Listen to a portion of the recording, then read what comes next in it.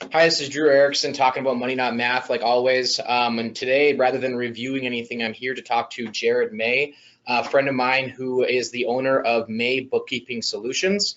So hopefully you enjoy our conversation today and it brings you some value.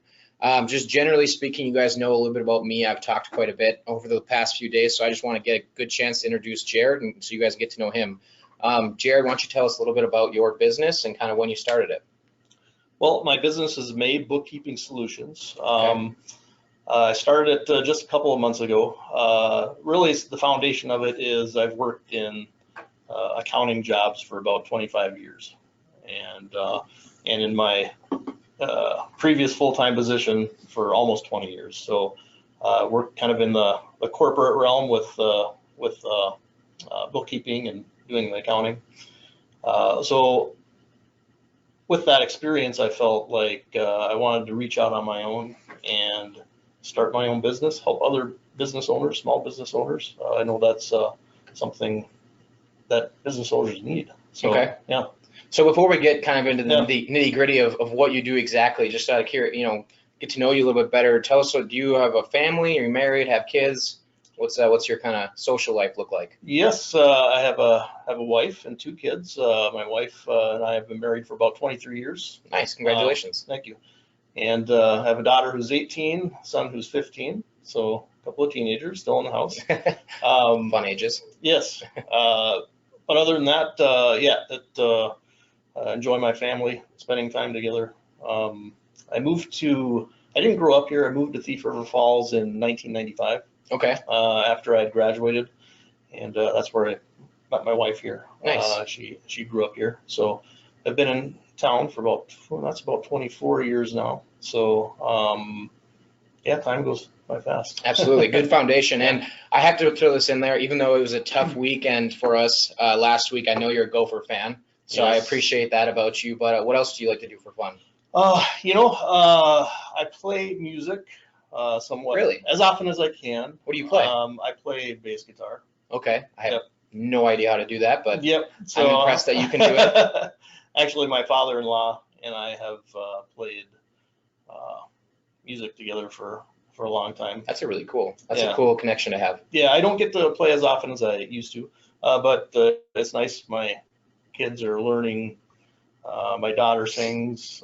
She plays ukulele. My son plays Nice. drums. So uh, eventually, we could have a pretty solid family band. So that's one of the fun things we like to do. That's a cool connection to have. So have you ever done like a public play of any sort, or is it mostly all just private for your own personal enjoyment? Yes, we've played publicly several times. We do a lot of private gatherings, weddings, anniversaries, things like that. Really? Um, That's awesome. my daughter will sing with one of her friends. They sang at the gazebo last Okay. summer. They're hoping to do some more things like that at some open mic nights and things like that. So That's really cool. yeah. Well, I would say I'm the one person in my family who isn't musically talented, so I'm a little bit jealous of you there. Yeah. Everyone else in my family was, but I guess I had other interests. So, kind of getting back to the business world, you said you wanted to get into, the bookkeeping side of things to help other business owners. How do you see yourself adding value? Or, if I was if I was your client, Mhm. how are you adding value to my life or making my life better? Easier, maybe is the better way, but I'll let you explain. Sure. I'm really focusing on the monthly routine. A lot of business owners get tied up in kind of the mundane daily things, and the end result is they're not really focusing on their financial statements on a monthly basis. They kind of work through the year, hand it off to the CPA, and then find out, maybe I should have done this differently. So, in some are that way. Okay. But, so my focus is uh, not only the daily things, the bank reconciliations, doing the payroll, paying the bills, sending out invoices, but the heart of what I want to do is the monthly financial statements. Okay. To me, analyzing those with a business owner can reap so much benefits from that point forward. Okay. yeah, that's So, my focus. not to put words in your mouth, but would you say, when you said that the CPAs at the end of the year kind of have to file everything and then let them know what happened, is that more retroactive, or for you, you're trying to be proactive and, this is what's coming up, or this is what we could do differently and things like that? Is that what you mean? Absolutely, yes, trying to be proactive. Yeah, when it comes time to the end of the year and you just found out how you did, that you can make a change for the next year, but it could have been done earlier. Okay. So that's the value I would try to provide is, hey, it's March, maybe we can tweak something here before the end of the year comes. And from a business planning standpoint, is the focus more on trying to save money, increase profit margin, or both? Both. Okay. I'm a big believer of, really analyzing your expenses, not to the extent of, hey, this insurance is cheaper. I'm gonna get this, and then when your building's burning down, then you find out that wasn't real value. So, yes. So there's between quality and quantity. Right. So you get what you pay for. But yes.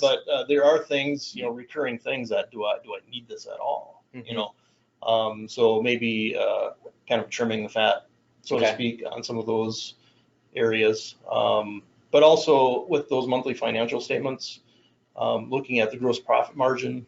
Am I charging enough for what I'm selling for my services? Oh, interesting. So a little bit of both. Okay. And so with that, I'm trying to imagine what would you say is maybe like the prime business size or type, considering, why should someone hire you as an independent bookkeeper rather than having someone in-house?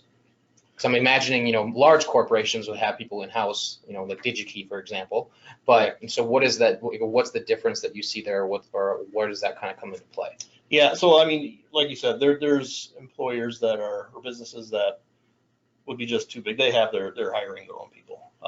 And some are so small that they're just it's sufficient for them to do their work. So I'm kind of targeting those businesses that are in between, that okay. maybe can't afford a full-time or even a part-time bookkeeper, or don't want to. Yeah.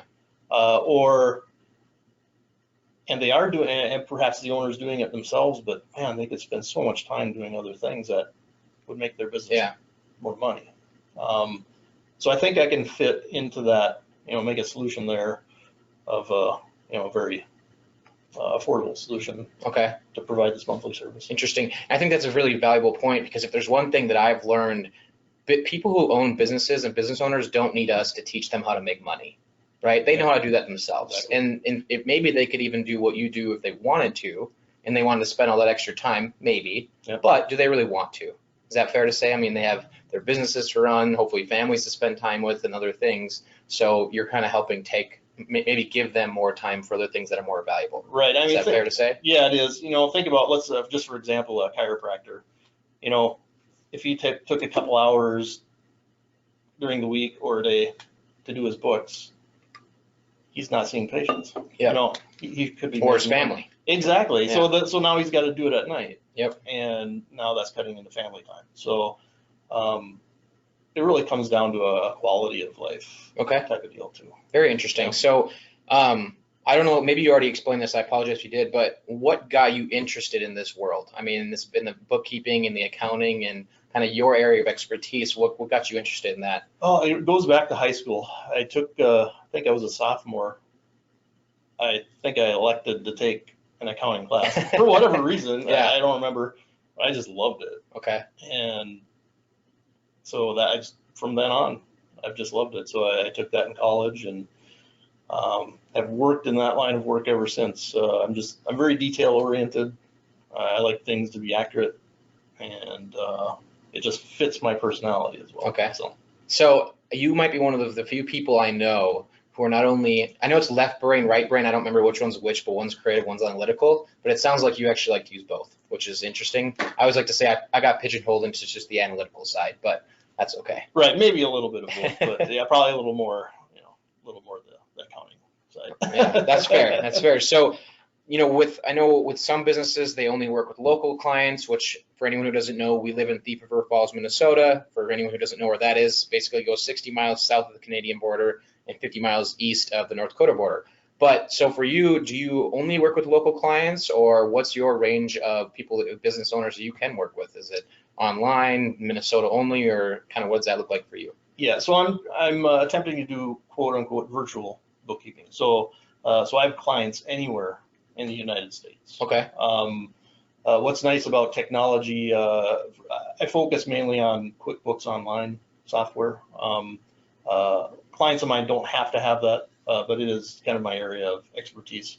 What's great about that is if a business owner uses that software, if I'm hired by them, I can log in remotely and fix anything I need to, enter anything I need to, and really just have my finger on the pulse, even though we could be 2,000 miles away. Interesting. Okay. And then, so sorry, I'm not in your area of expertise, but you said United States. So is there like a country versus country difference there, or could you work with people in Canada too?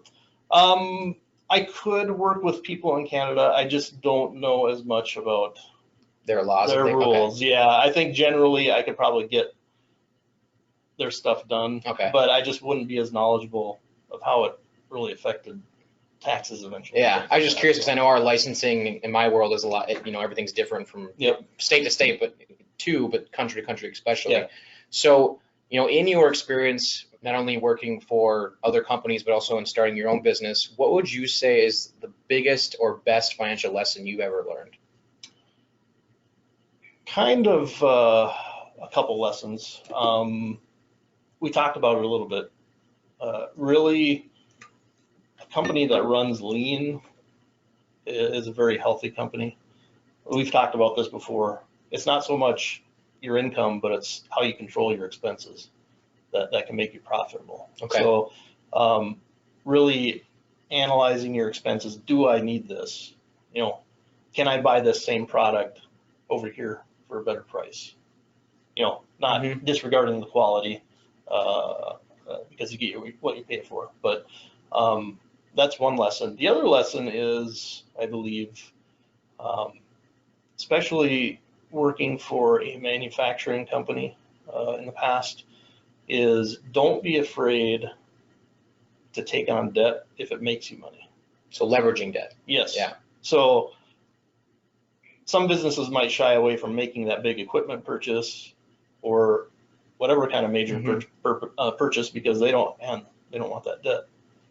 But yet, I know from my experience, if we didn't keep up with the newest technologies, with certain kinds of machinery, we would fall behind in our industry. So having that debt was a good thing because that generated more money, more income for us. So, and it gets into another topic. You don't want to have too much debt.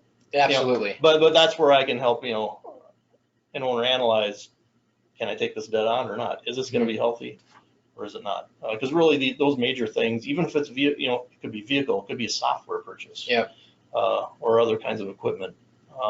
Those major things generate your income. So that income you generate probably is going to outweigh whatever interest expense you're going to have on. Yeah, on a loan. absolutely. So to recap, basically two lessons. One being, it doesn't matter. I'll just summarize it in my own words. Please correct me if I say it incorrectly. But it doesn't, it's not necessarily about how much you make, but how you spend what you make. Yes. Right, and being as efficient as possible. Yeah. The second part of that is don't be afraid to leverage debt if you can, make an educated analysis that it's going to actually improve your profits more than it's going to cost you from a debt standpoint. Right, and it sounds, it is. It sounds kind of contradictory. It's like reduce your expenses, but take on this big debt. But they serve two different purposes. Absolutely, so, absolutely, yeah. So, and I think that's a really good point because I know I've seen so many people. I'll just use a farmer as an example, and I'm not a farmer, so I'm not saying I'm an expert in farming. But on really, really great years, they'll go out and buy all this stuff as tax write-offs.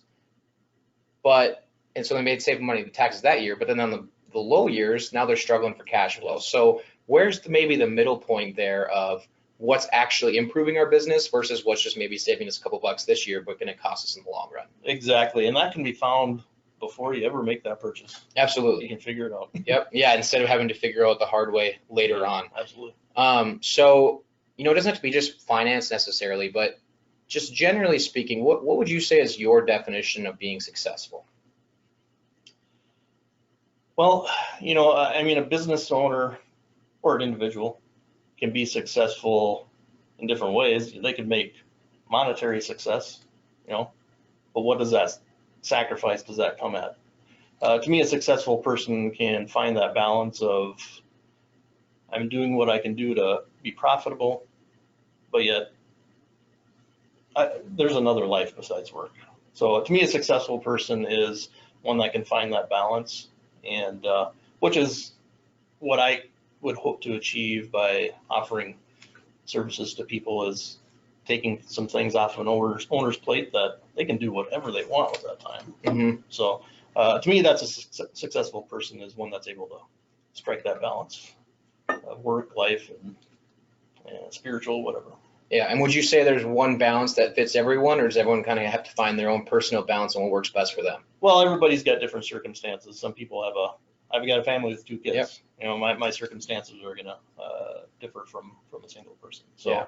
so everybody needs that find that balance, but there is a balance to be found by everybody. Absolutely. That was a bit of a loaded question, I'll admit, because I find that point of belief fits in so many different worlds, and I'll use it in yours, saying there's not one set of recommendations or one set of planning that should be done for every business from a bookkeeping standpoint, just like there's not one set of personal balance, financial balance to be found for every family. So I kind of wanted to put that in there just a little bit, but I really appreciate your response, because I think that's very accurate and really important. How do you find that in your industry? In my industry, for me personally, I think it just comes down to the person. I think people need to really truly ask themselves what's most important to them. And whatever that is, let's do our best to achieve that for you. Unfortunately, our society today has so many social pressures on how you should live, rather than telling us we should just try to be happy. Right. Whether it's you need to buy the brand new car to keep up with the Joneses or your neighbors, whether it's you need to go on all the vacations or take Instagram posts or Snapchat posts from all these really cool places to try to act like you're successful, rather than actually feeling successful. So for me, I don't think there's one set circumstance, but I will say for me personally, I believe the definition of success for me is the ability to not only financially support my family, but also emotionally be able to be there for them.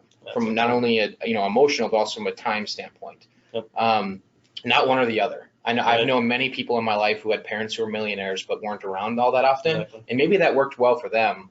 And I'm not saying that's bad, but for me personally, I would like to have a nice balance between those two. And I know for me, growing up, I can't remember more than a couple of gifts my parents ever bought me, but I can remember the fact that I never had one single event that at least one of my parents weren't at. So I'm really thankful for that. Absolutely. And I think that's what's helped kind of guide me in my beliefs from a planning standpoint as well.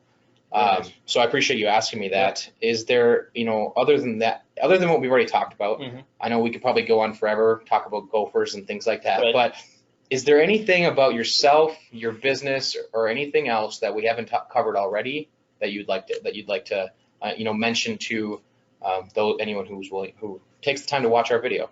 Right. My goal is to cultivate, I'm almost in the cultivating a relationship business. Okay.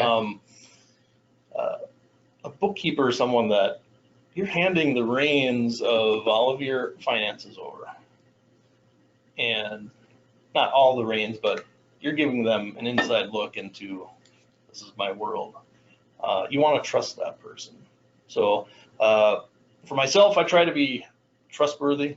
Confidentiality is a premium. Absolutely. But also, I try to be there for, even if it's not a bookkeeping related question. If you ask me a question, I'm going to do my best to find out. And I'm also building a team of advisors that I have, like you. If someone asks me a question along your line of work, I'm going to reach out to you for them and see if you can help me answer that. So that's what I'm trying to provide. And even if you don't if you're the size of company that could use me but don't think it's right now, do some things to get your bookkeeping established.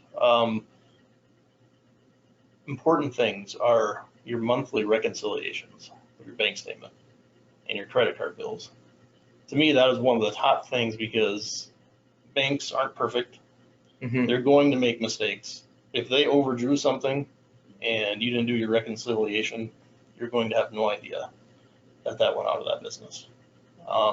So it's so important as a business owner to keep up with, and they get out of hand really fast. If you miss a month, then all of a sudden it starts spiraling out of control. So keep up with your reconciliations. Don't procrastinate on those. Get those done. If you don't want to do them, find somebody that in your office that does. Because it's so important. One of the other things is advice that I would have would be to document your processes and your systems that you do. If you've got a daily or monthly process for the bank reconciliation or your invoicing process or your bill paying process, document those. Make a checklist. What that will do is make you more efficient. Okay. In the long run, it'll take some front end time to do that, but it'll make you more efficient in the long run. But also, it might give you the opportunity then, if there's someone else that you can hand that off to, they're going to be up and running really fast. Now all of a sudden you've saved 15 minutes that week, or a half hour, or an hour, or 2 hours that week. And that builds up over time. Yes, just by documenting those systems you have in place for your bookkeeping. So I would like to provide those myself for a business. That's kind of an area of expertise, is kind of just finding those processes, documenting them, creating checklists. So I can help a business to do that and then hand it off. Or if you don't do that, I encourage you to just take the time to look at your bookkeeping. Okay. It's so important just for the health of the company. One thing that popped in my head here, and maybe this is way off topic, and I apologize if it is, but not only, from a bank standpoint, we have to understand, banks are nice when they want to be, but at the end of the day, their job is to make money, not not track your books. Yes. So I can totally understand where you're coming from there. But another area that popped in my head was with today's culture of online fraud, and 60 years ago, if someone wanted to make money or steal money, they robbed a bank. Now, if they want to steal money, they can steal your identity or log into your accounts. I know I've had my accounts hacked multiple times and had to get new cards. Yes. So is that somewhere where, whether it's you or just the value of tracking your books on a monthly basis is important because you want to catch that on the front end? Absolutely. Yeah. Doing that prevents so much headache later on, even if it's an insignificant amount in the scope of your life. The time you're going to spend trying to fix something like that is going to outweigh anything. So just like anything in life, it takes a lot less time to prevent issues than it does to fix them. Exactly. It takes a little bit of time, on the front end, but it saves oodles of time. Absolutely. Well, that's all I really have for you today as far as questions or anything like that. If you don't have anything left to add, we can wrap it up and tell everyone I appreciate you guys' time. Hope you guys enjoy getting to know Jared, and give him a call if you're looking for, whether you're planning on hiring now or just interested to learn more and potentially hire him in the future. Give him a call at Jared. Do you want to let him know the best way to contact you? Sure. Yeah, my email is maybookkeepingsolutions@gmail.com. Otherwise, my business phone is 218-688-0862. Perfect. Thank you guys very much for your time, and I hope you have a great rest of your day. Thank you, Drew.